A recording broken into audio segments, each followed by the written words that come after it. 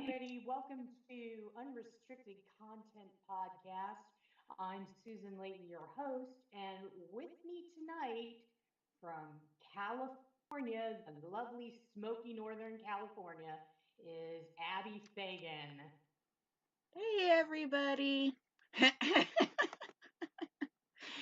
Yay. Hey, Abby. Well, I'm glad that you're here, and you're not evacuated or anything. No, That that was situation, scary. it's yeah, thing. Hey, we have a lot to talk to the people about tonight. I mean, there's so much news. So basically, what we're going to do is we're going to highlight a few things for you with our What the Fuck Hollywood, because there's a lot of that this week. Okay, first of all, we're going to talk about the most popular movie category. We'll get into that a bit. We're going to tell you why Winnie the Pooh is banned in China. Yeah, Pooh, no go in China. We're going to talk about the Charmed reboot and how there's magic behind it, and about the show that you should be watching on AMC Lodge 49. And then Yes. we got a little cool thing about a contest we're doing where you can win a Joe Bob Briggs Last Drive-In shirt, and we're going to give you a bit more about that. So why don't we just dive right into this news now? Do, do, do. Okay, I'm ready.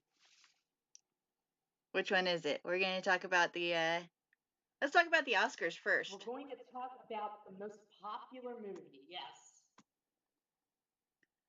So, the most popular movies and new. So while we're waiting for this, I have to show everybody. Look, swag, Ash versus Evil Dead. So proud, had to wear it. Mickey Mouse.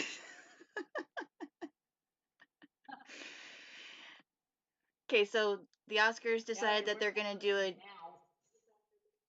Mouse. a new category, right? Is that what we're talking about? Yep, that's what we're talking about. Yeah. Basically, the people behind the Oscars, and this is really weird because every producer that's done this show has tried to get it under 24 hours. That that damn show goes on until like dawn, it seems. It starts at like 9 o'clock at night, and then you're looking at the clock. You're like, "Wow, it's 2 o'clock in the morning. What? We're going through the technical awards again? Come on!" So they got tired of this, and they got tired of of people going, "Oh, we're not going to tune into this. We'd rather watch something else." So now what they're doing in an effort to speed up the ceremony, they've declared that it's only going to be 3 hours. Wow, just 3 hours? Wow, that With the makes some of Oscar these Oscars ceremony? dances full, like like an epic saga. So it's going to be 3 hours now, and they're doing this all because of the ratings. Because no matter what host you have, be it Kimmel, Jackman, anybody that's super talented and entertaining, they still can't get the ratings. So they think if they cut it down, they're going to get the ratings. And what they're going to do is a lot of the below the line awards, and they're thinking of doing these during the presentation, but in another room, and they're going to get pushback from some of the unions and some of the technical people because they've tried that in past years and it just got to be too much backlash. So they're doing that now, but the biggest news is the most popular movie category. To me, I hope they come up with a better title because it sounds like high school. Like, oh, the most popular, captain of the football team, whatever. So they're going to do this. And it's because there's so many movies out there, like your Marvel movies and your like even it, your bigger movies that are getting box office, but there's no category for them. So in the little pocket of the horror community, they're all pulling for, hey, if we, get this category, maybe we can get a horror movie to win. And the people that are Marvel, they're like, yeah, now maybe Ant-Man and the Wasp will win something. So this is what they're hoping for by adding this category. And I'm kind of on the fence about it. I think it's a good thing, but I don't know. What do you feel about it? I think it's a good thing. I mean, there's so many different types of movies, and more people are going to see these other types of movies over a drama or a, I don't even know what the categories are anymore. I stopped watching the Oscars about 3 years ago. So, Yeah. because it was crazy at that time, they were fighting over things that I didn't think were necessarily fightable or whatever. So, I don't know. Yeah, I think that it would be great to see like the Meg, like what? Who was it? Was tweeting about it today. The one that looks like Robert Downey Jr. Roblo. I always get them confused. Oh, okay. He was tweeting about it today Singer. that it was the death of the Oscars because they've added this category. He did it poetically or something. I don't know. You know, yeah, and I can see where he's going with that. I mean, but then again, I'm kind of excited by it because it gives the chance to movies that you might not necessarily, might not necessarily have a forum for.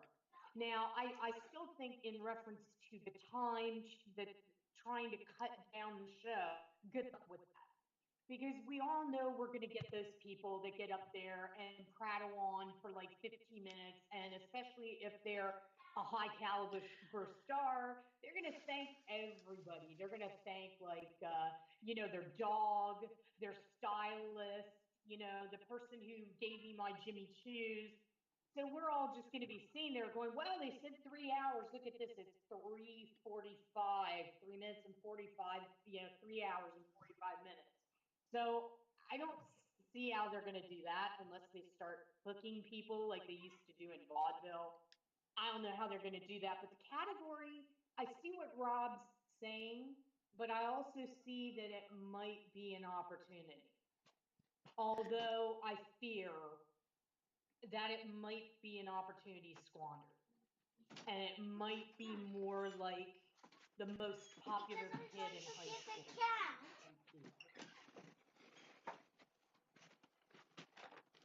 Yeah, That was I, all. I I think it's a new generation that doesn't want to see these things be what they're going to be. We got to change with the times. We do. So, Yeah. and they're losing Yeah. And viewership. So what are they going to do? Add a category. Maybe more people will watch. Hey, you know, you got to pay for right. those little And golden the real Oscars test somehow. will be, well, I know, and the real test will be who wins the first award. Whether or not people watching will be like, well, that was bullshit, I don't agree with that.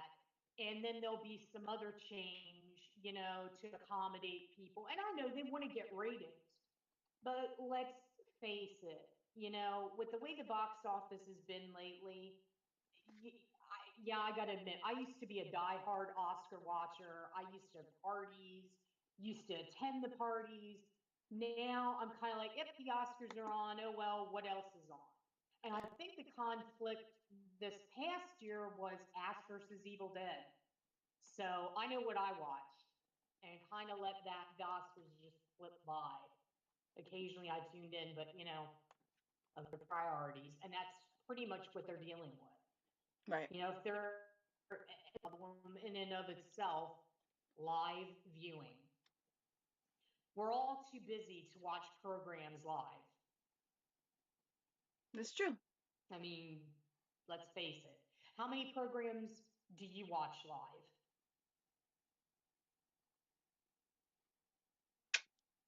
Not very many, if any at all. Yeah, I, see, what is it? American Ninja Warrior. I think is the only one that we like actually watch live. yeah, yeah. I mean, there's very few that I watch live. Like I do watch the upcoming Lodge 49. I watch that live, Me too. but I did watch normally that I too. always. Oh, you did? I did. You watch Lodge 49? Yeah, the first episode. Yeah. All right. Okay. Well, we'll talk about that then. But yeah, and it's funny that you mentioned American Ninja Warriors because I didn't include this in here, but Seth Rogen is bringing back, I want to say, is it American Gladiator? Something No. like that. He's bringing this back. And they asked him about it, and he's like, because we can. I'm Yeah. like, yeah, I liked okay, Seth, American thanks. Gladiator. Yeah, yeah. So now we're gonna have that to look forward to. Can't wait. Sure, there's probably somebody out there watching, going, "Oh, but damn, I've been wanting that since 1997." Well, here you go. Because I think if I maybe I have a DeLorean or something, but I think I'm in the 90s again. The 90s, yes, I don't they. know. I had a surge Yeah. yesterday, and I was like, Oh, nostalgia overload. what prompted this? They had it at Burger King, and I'm like, oh, surge. I haven't seen a surge since 1997, and I'm like, what else came out in 1997? And my mom's like, your nephew, and I was like, that's hella funny. Then I'll be waiting for them to bring back those hypercolor shirts and Well, yeah. I think that a lot of my generation, the ones that grew up in the 90s that love the Rocco's Modern Life and the Hey Arnold and the Snick and we had the Surge and the Vault and all that fun stuff. We want that to come back Yeah. because it was such an epic era, and the cartoons that they put out today that our kids are watching is just junk. It's just freaking junk. Yeah. Yeah. Unfortunately, like during the 90s, because, well, how old were you in the 90s? In 90s in 97, Teenager? I was in 6th grade Oh my God. as a baby. Oh, ouch. Wow. Because the 90s, oh my This is God. yeah. This is funny. I Because graduated. I graduated 8th 97, grade in 2000. So yeah, yeah. oh my God, because in 97, I was 31. So I wasn't watching any cartoons that I'm aware of. Wow. That was a Yeah. big reality check. Oops. Yeah. So, I mean, but I do remember the 90s. The memory isn't leaving me. I may have done a lot of raves during the 90s, but yeah, it was a pretty good, I mean, it was pretty good. It was a pretty good era for music, movies, definitely. Yeah, a Definitely. lot of things, and the 90s were great. Um, Yeah, they were. 1993, Jurassic Park came out. 1994, Forrest Gump. 1995. I mean, the list goes on and on. You got all these great movies, and then now we get the Meg, who's nominated for an Oscar this year. Can I just tell you the Meg? I'm sick of it. I've been hearing about the Meg since like April. Okay. I'm like, it's like Christmas in July. By the time Christmas rolls around, I'm sick of it. I've been hearing about this freaking Meg forever. And one of my friends was like, well, you know what that is? It's just a big fish that wears a pink hat. And I had to think about it. I'm like, oh, Family Guy.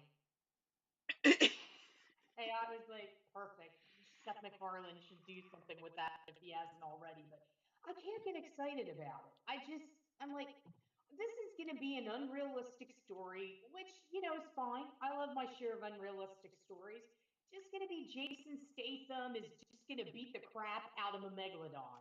Boom, Yeah, boom. yeah, exactly. You There'll be stupid some shark. ninja Who's your moves daddy on now? Megalodon. Yeah, yeah. Or I, like Kevin Pollock does an amazing impersonation of him, and it's just hysterical. With I forget what it was. It was on Kevin Pollock's podcast YouTube show, and he's like, he met Jason Statham, and Jason Statham was like, "You know who I am? I'm the guy that's gonna kick your ass," or whatever, because I just butchered his accent. But the way Pollock did it, it was hysterical. oh, that's And I do funny. like Statham in some things, but this Meg, I think for me, I'd go see it for Rainn Wilson because he looks like he's the fun guy in the movie. I Are haven't you seen a checking it trailer for out it. by any chance? The Yeah, Meg?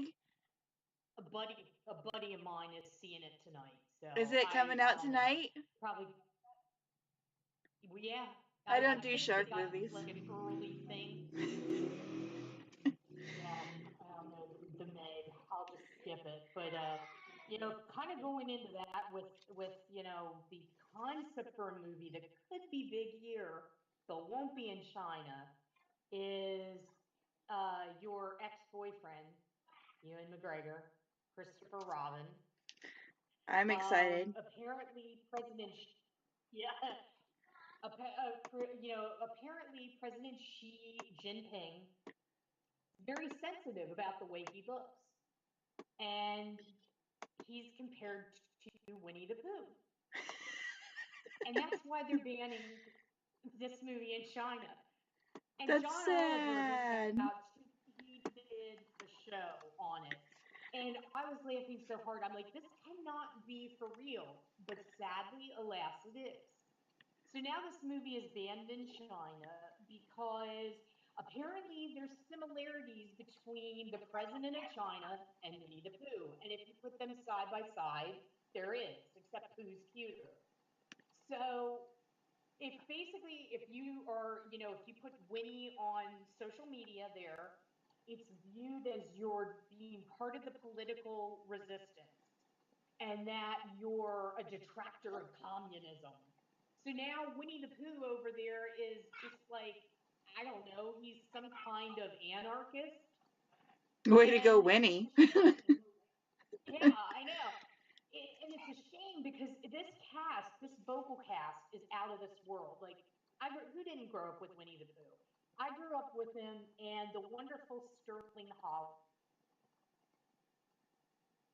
Uh always had this like very distinct voice, interesting, very interesting character. And the guy who's doing the current Pooh, Jim Cummings, sounds exactly like him. He does every voice for Exactly. Disney now.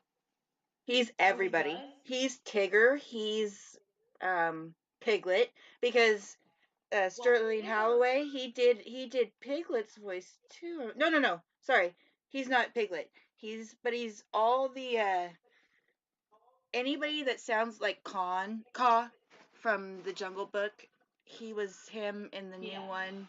He did anybody that sounds remotely like Winnie the Pooh. Uh, Um, Jim Cummings is the voice of. wow. Now that's a good gig to get because the people he's working with in this movie, you got Brad Garrett is Eeyore, which is perfect. He's just perfect. I mean, he's got that lower register to be Eeyore. Yeah, so that's great. And Peter Capaldi is Rabbit, so you know what that's going to be like.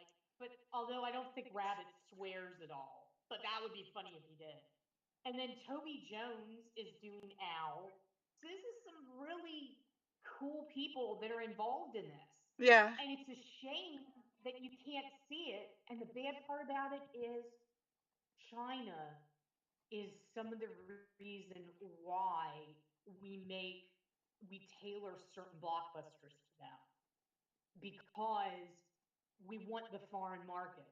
Right. And a movie like this needs the foreign market. And China's huge. I mean, if you make a big movie, like a Marvel movie, I'm sure there's some studio suit that's like, well, how's this going to play in China? Are they going to like this? And they have to make decisions like that. So pretty much it seems like China goes to the movies a lot, the people of China. So it sounds like Winnie the Pooh may be screwed internationally. Um, and that's a shame because from what I've heard, it's a very charming story. And I'm like, I don't know if I can see it because Toy Story 3 ripped me in two. And this Hey. story about Christopher Robin losing his way as an adult and not being happy, and then the animals, I see I'm going to get emotional. And then the animals come and, like, oh yeah, this is sad. The animals come and they Oh, try to give him, they try to give him happiness. They try to teach him how to play again. right. And it kind of brings back, because as adults, we don't play. We It's don't. too serious all the time. We've got jobs, We have things that we have to do. We have families. We don't get playtime. We forget the joy of play unless you're an actor. And sometimes maybe that's negligible. But when you get into themes like that and like Saving Mr. Banks and Toy Story 3, I don't know if I can watch it because I will just be a wreck by the end of the movie. It just seems like I mean I can't even talk about without like tearing up. And I'm pretty tough. But Hey, yeah. if And you then want a real Terminator. tear jerker that is Winnie the Pooh, we watched Yeah. Goodbye Christopher Robin, and I have Oh. never ever cried so hard during a movie. It was like, oh my god, okay, I'm not gonna cry anymore, and then I was crying again, and my daughter's like, Mom, are you all right? I'm like, yeah, just water. It's dust in my eye, honey. It's okay. But man, that movie is sad. My mom thought it was the new Christopher Robin movie, so we watched it. That movie is Yeah. amazing.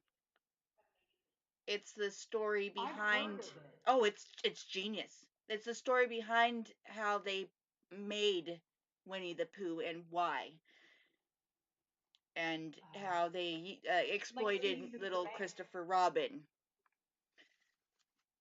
So, Oh. but you Yeah. should seriously watch it, Susan. I think you'd really like it. I think everybody should watch I it. probably would. I away from things that make me emotional, because it was funny because when I was talking to John McGinley, we somehow got on some movie and I said it made me cry. And McGinley was like, Susan, that's the point. It makes you cry. It's okay to do that. And I'm like, no, John C. McKinley, it's not okay to do that. But yeah, I like movies like that. For me, just Doctor Who and the David Tennant era, and then Matt Smith. Every time there's a marathon of that on, I'm like, there's the tissue because I'm just a wreck. And anything with David Tennant and Billy Piper and that whole Rose and oh my God, I love you, but I can't have you. Yeah, yeah, it's bad. It's bad at the house when that's on. Yeah, yeah. Kind of admitting to everybody that tough girl here has kind of like a soft side. Well, Yeah. we all need one. You can only be Well, so true. hard. But yeah, I mean that's a shame for Winnie the Pooh. It's funny and it's ridiculous. Right. I mean, because even in this country, there's a show on. I'm not getting political. There's a show on called The Cartoon President. And when I saw this, I was like, wow, okay, freedom of speech, we definitely have it. Because our current president, who's very sensitive about everything, isn't marching to ban this show about him. But China, apparently is like, nope, they're not on board with it. But if you Really? get the chance, Google Xi Jinping and Google Winnie the Pooh. I'm sure you're going to see images because it's pretty amazing. How similar. Pretty amazing. I wish that I knew that that was the reason why, because I was kind of excited to hear you tell me, and so I like avoided Yeah, everything. But um, I wish that I could pop up an image of both of them side by side right now, so that we could all just see yeah, together. That's crazy. it is. It's crazy, and that's purposefully why I picked it because this segment is like definitely what the fuck Hollywood because this next one this is like when people think of California, they think of the land of fruit and nuts. Not saying that derogatorily, it's just what it's known as. You live there, you're a Yeah, native. I've it's on lived fire there right now, so on I and don't know off how many for nuts you're gonna decades. get next year. So Yeah, everybody, expect your food no, prices to it's go up. yeah. So it's like so when I explain this story, people will be like, "Oh, wow, okay." So Charmed is doing a reboot. Nobody asked for it once again, like so many of them, but we're getting this Charmed reboot. The cast is not happy about it. Holly Marie Combs has been blowing it up on social media. She hates it. And she's just not on board with it. So they're trying to mitigate all this negativity.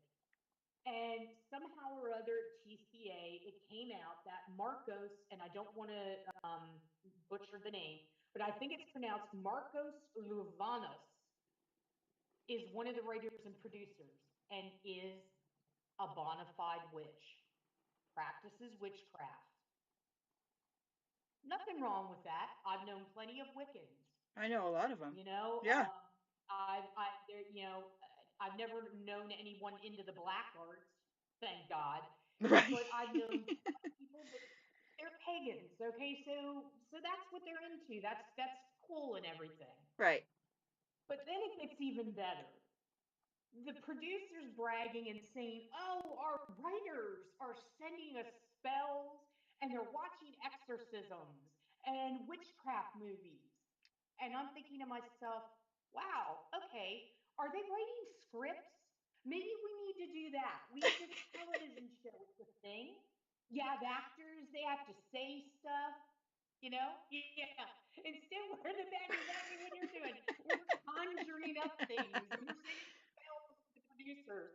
I'm like, is this going to help them get yeah, is this going to help them get ratings? How is this going to work? And somebody, when I put this out on social media, said to me, Susan, do you think they can do a spell where this show just won't happen? And I'm like, I wish. I mean, I wish that could happen. And yeah, so now they have an actual witch in the writer's room. Uh, I don't And even, watch these yeah. And ratings go soaring like a oh, witch yeah, yeah, the on a power of broom. magic. Yeah. I mean, what are they going to do? Are they going to have like robes and candles before every like table read? And what's this going to be like? Okay, we're going to pray to the goddess of wind, Maybe that, yeah, okay. So, right, exactly. Yeah, we're getting that. Light as a feather, stiff as a board. I can't even imagine what that's even like. I mean, yeah, we've all done that. Sure, I mean, sure we have. I look at it, Sure we have. We lose friends because, it's like, yeah, and I'm just thinking, if I were a writer in this room, I would probably be going mental. I'd be like, okay, can we? This is great, this bell book and candle shit. I love The Exorcist. All right. Okay. Thanks for having me watch Ash versus Evil Dead all over again. But can we write? Can we get an actual script? Let's start doing this. So I don't know. I mean, and then apparently, they're thinking they might ask the original cast back. They may do this. I don't know if it'll happen or not. I don't know what context it would be.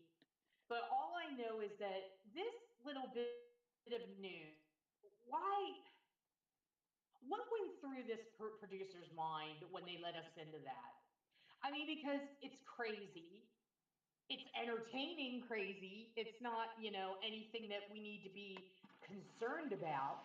But why, just why? Why did we need to know all this?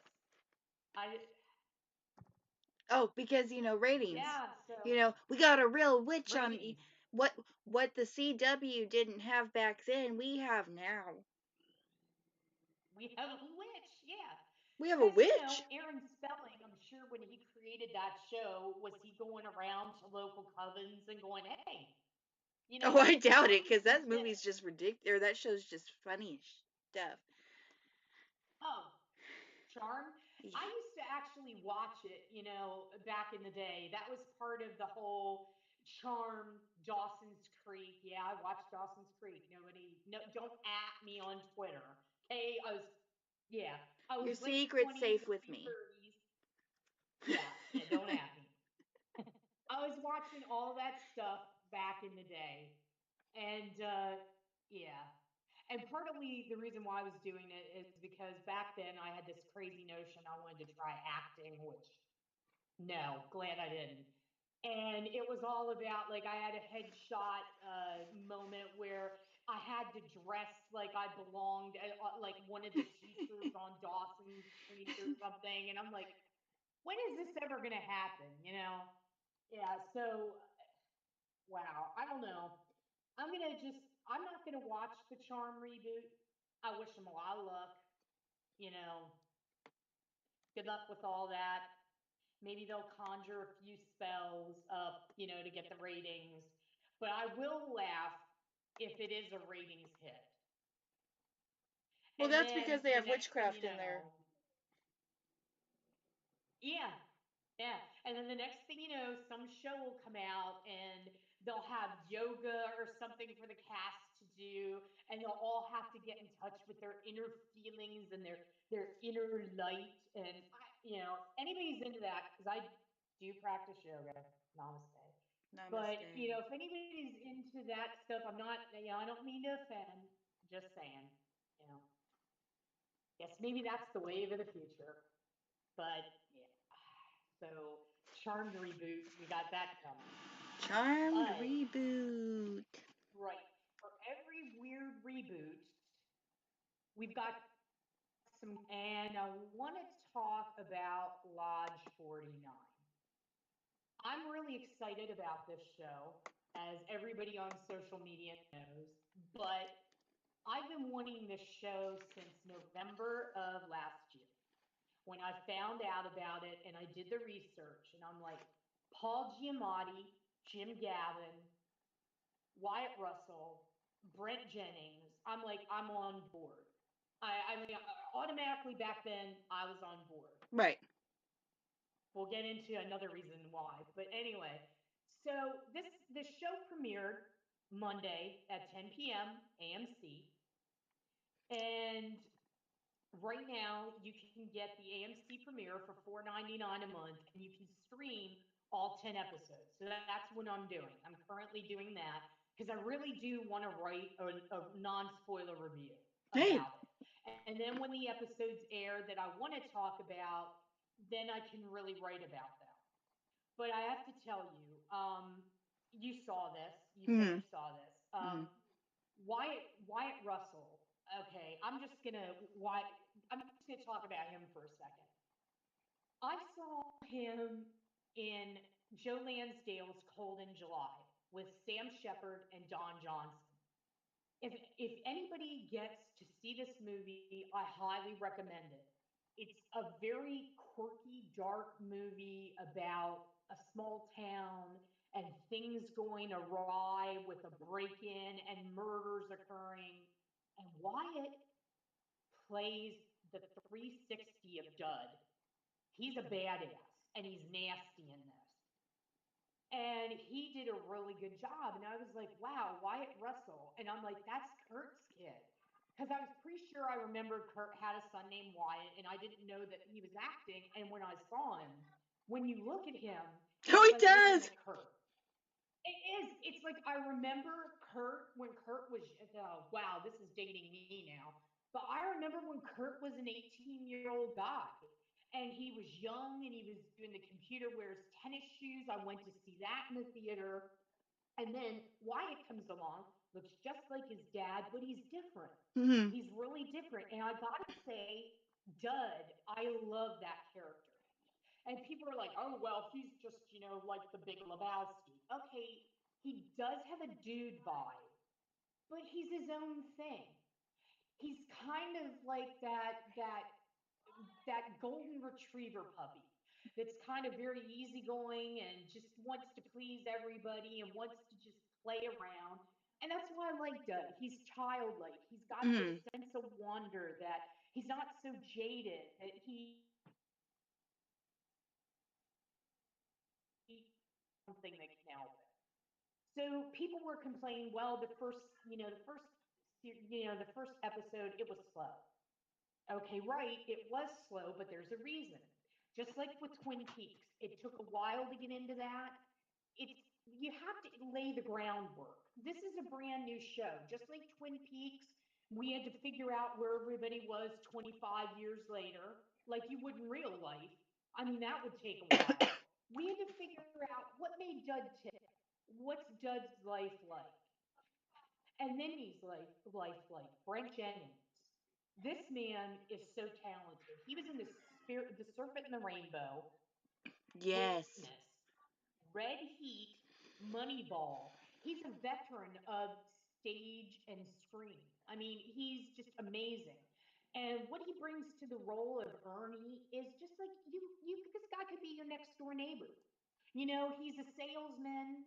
Things are slow. He's not getting his commission. These damn crows are keeping him awake. So I love the fact that he was shooting them. I thought that was great.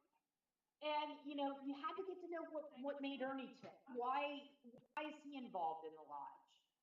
And then we meet Sonia Cassidy from Humans, a very fine British actress. Humans, Woman in White. She plays Liz, Dud's twin. So you have to get on with what's going on with Liz, because she's had a bad run. I mean, her dad left her in debt. That's crazy. 80 grand in debt. And then she's dealing with that on top of the fact that her father killed himself. And that's hard to deal with. And then she's stuck trying to make ends meet, what doesn't, I guess, get taxed or whatever, garnished. She's working at this boob joint called Shamrocks and probably getting hit on by these stupid drunk businessmen and everything. And so her life is pretty crappy. And I mean, we could know her too. She could be like your best friend. We all know people like this. Then, of Hmm. course, you've got Linda Emmond, who was in and Julia. I love that movie, by the way.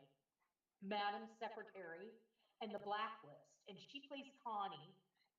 And she's Ernie's love, his high school love. But now she's married. And she's married to Eric Allen Kramer, who, by the way, I don't know, I doubt that he's watching because he's a busy guy, but thank you so much for retweeting our podcast, Eric. We really appreciate it. And go Michigan. He was Little John in the great and funny Mel Brooks movie, Men in Tights. Oh my He God, I was knew he in, looked so familiar and I yeah, just could not yeah. place him. That, oh my Did God, you ever that's see True hella Romance? funny. Yeah. Yeah, he was Boris in True Romance. Yeah, Oh. yep. Now get this. This gets even better. He's from Grand Rapids, Michigan. He was in Sam's Mantis. 1994, Sam Raimi. Yeah, Sam. Sam Raimi did a show called Mantis. Blink and you missed it. But I saw it actually, and he was in that, and it gets better. He was also in The Adventures of Lois and Clark. And we all know who was in The Adventures of Lois and Clark, playing Billy Church, Bruce Campbell, just like 6 degrees of separation with everybody. But Eric plays Linda, Connie's husband, Scott, and he's part of the lodge scene. And then you've got David Pasquesi, who's Blaze St. John. He's like an apothecarist or like Yeah. dispensary type guy. And he was on Misfits and Monsters the other week, playing a psychiatrist, which incidentally was in Groundhog Day. He was on Veep as Andrew Meyer forever, and he's so talented. And David has also liked some of our tweets too, so I want to thank him. Um, that's This is just like getting started here with all this talent. Then you have David Uri, who anybody that's a fan of Rob Zombie, David's one of the crew with Rob Zombie. He was in 31, and I want to say that he played. I don't know if it was Sickhead. I'm sorry, David. I don't have access to IMB right now. But he was in 31. He's been in a lot of Rob Zombie movies. He's going to be in Three from Hell, and he's going to be at Horror Hound in Indianapolis. He's in the show as Champ, and he's also like some of our tweets. So I want to thank him too. And then you've got the creator, Jim Gavin, who wrote a marvelous book called Middlemen. Have you ever read of it or heard of it? Mm-mm. It's basically a California type story. about the lives of these men and how they intersect. And some of them are old and some of them are young dreamers. And it's kind of got that Lodge 49 feel. So he's Giamatti is one of the executive producers. And I could just go on and on about Paul Giamatti, what a great actor he is. John Adams, I loved him in John Adams. I loved him in Sideways, Win Win. If people haven't seen Win Win, where he plays a wrestling coach and a down on his luck lawyer, Mm-hmm. I highly recommend it. It's a quiet little indie. He's just fabulous. And even in The Hangover 2, I mean, Bangkok's got him now. That's one of my favorite lines ever. I use that in real life, but he's behind this. So just all that talent. And then the first episode where we're getting to know all of these people and what makes them tick. And then we start hearing about, the town and what happened to the aircraft carrier factory, how it shut relate to that, because the area where I grew up in Pennsylvania, we had Caterpillar. Caterpillar shut down, and everybody thought the world was ending. Then Harley Davidson showed up. Now Harley Davidson started shutting plants down, and my hometown was like, "Oh my God, what are we gonna do?" So Mm-hmm. I can really relate to that little slice of life. So you have that going on, and then all throughout it, you hear about this mystical captain, and you don't see Captain, but you hear him. He's like in the air. So this first episode sets all of this up. And you get to know these people and you get to see that the lodge may, in fact, save Dud, because we know that, he got bit by a snake that ruined his surfing career. But I want to tell you the last speech at the lodge where he's telling about his dad, and you can visibly see that, yeah, I know, you visibly see that he's kept this inside of him and it's hard for him to talk about it because he loved his dad. Mm-hmm. And once again, because I am me, I started tearing up at that. I was like, I understand where he's coming from. I mean, anybody that's lost a parent, it's tough, or parents, and I fully identified with that. And that was such a beautiful moment. And I thought it was such a payoff that you want to see these characters. You want to come back and visit them. And I've Mm-hmm. been saying on social media, it's like Cheers as envisioned by David Lynch. Patton Oswalt loves this show. He did like a whole series of tweets about how, oh my God, I love this show. And I'm so pumped about it because this is exactly what television should be. This is exactly the type of TV I want to see. I want to see something where I have to think, that it doesn't have a laugh track, that it's not people in tights. It's about real people, but underneath it all, there's a little bit of element of faith Magic. and magic. Yeah. And maybe it's the magic we make, maybe it's actual magic. But I think this show, if people don't give it a chance, it'll make me sad because It's it really has a worth it. great lead in. It is. I mean, it has Better Call Saul as a lead in. You can't, beat that. And Better Call Saul, I believe, according to TV series finale, did 1.4 in the ratings, and it was up from last year's premiere, which is good for a show, right? But Lodge 49 did 690,000, and you can see the drop off from the lead in to them. And when we did our podcast on Nerdrotic, the guys were very on the fence about the show. And I'm like, it builds. For anybody that saw um, Here Comes the Boom with Kevin James and Henry Winkler, Mm. it's like Holly Holy. It builds. And that's what I'm hoping people see, that they see that this builds, because I'm telling you, I'm going to speak to the ladies right now. Okay, we all know you're out there. Some of you are going to watch this. I'm just going to talk to you. there's a certain coterie, I guess you might say, of women out there that are crazy about a certain Bruce Campbell. chainsaw wielding guy named Bruce Campbell. Well, I will tell you, Bruce Campbell is in this. He's in 3 episode arc. Plays a character, Gary Green.